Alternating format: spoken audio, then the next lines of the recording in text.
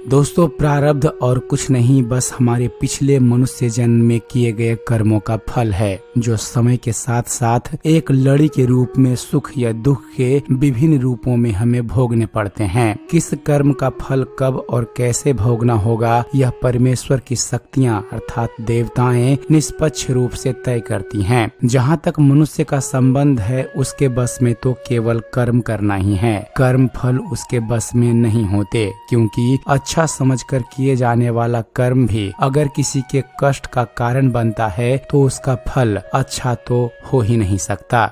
Friends, मनुष्य योनि में उत्पन्न हुए जीवों के द्वारा अपने जीवन काल में किए गए सभी शारीरिक, वाचिक एवं मानसिक कर्मों का देवताएं अर्थात विभिन्न शक्तियां प्रकृति के अचूक नियमों के अनुसार उनका फल देती हैं। कुछ कर्मों का फल तो साथ के साथ ही मिल जाता है और कुछ कर्मों का फल आने वाले जन्मों में मिलता है। हर तथाकथित अच्छे या बुरे कर्म का फल मिलता ही है। दोस्तों, बुरे कर्म का तथाकथित बुरा फल अच्छे कर्म के तथाकथित अच्छे फल से बेअसर नहीं होता। केवल मनुष्य योनि ही जीव की कर्म भूमि है। मनुष्य योनि भोग भूमि भी है, लेकिन अन्य योनियां तो केवल भोग भूमि ही हैं, जहां जीव अपने पिछली मनुष्य योनि में किए गए तथाकथित अच्छे और बुरे कर्मों का फल सुख और दुख के रूप में भोगता है। इन योनियों में जीव के नए कर्म नहीं जुड़ते, केवल पिछले कर्म घटते हैं। दोस्तों, जब तक जीव अपने सभी तथाकथित अच्छे और बुरे कर्मों के फलों से शून्य नहीं हो जाता, उसका विभिन्न योनियों में आना जाना लगा रहता है। जीव हर बार जब अन्य योनियों में अपने कर्मों के फल भोगने के पश्चात मनुष्य योनि में आता है, तो उसके साथ उसके बचे हुए कर्मों के फल प्रारब्ध के रूप में आते हैं। प्रारब्ध के अनुसार ही उसे साधारण, मध्यम या उच्च स्तरीय परिवार, परिजन एवं सामाजिक वातावरण मिलता है और उसके जीवन में कभी सुखदायी तो कभी दुखदायी परिस्थितियां उत्पन्न होती है। इन परिस्थितियों को यदि वह अपने बुद्धि और विवेक से अपने अनुकूल बनाने में कामयाब हो जाता है, तो इसे ही अपने कर्मों के द्वारा प्रारब्ध को बदलना या सुधारना कह सकते हैं।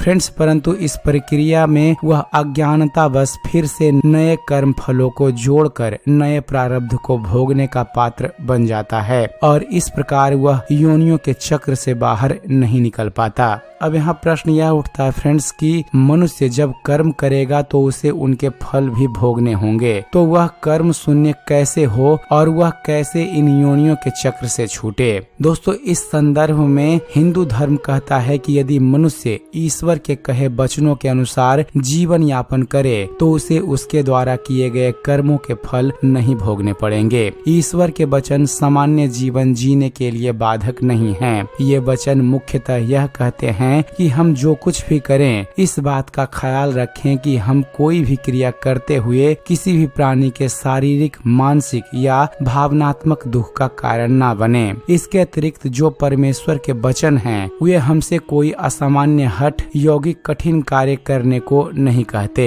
वे केवल हमसे अपनी प्राकृतिक आवश्यकताओं की पूर्ति करते हुए और अपने स्वधर्म को निभाते हुए विकृति रहित स्वस्थ जीवन जीने के लिए कहते हैं। दोस्तों, हमारे इस उपकर्म के लिए परमेश्वर हम तक आवश्यक ज्ञान पहुंचाने का कोई न कोई निमित्त बना देते हैं। भगवान को हमसे कुछ नहीं चाहिए, बस हमें ही इस मनुष्य जन्म को सार्थक करने की आवश्यकता है। अपने जीवन को निष्काम, पाप पुण्य रहित बनाकर हमें ईश्वर की शरण लेनी चाहिए। इसी से हमारा कल्याण हो सकता है।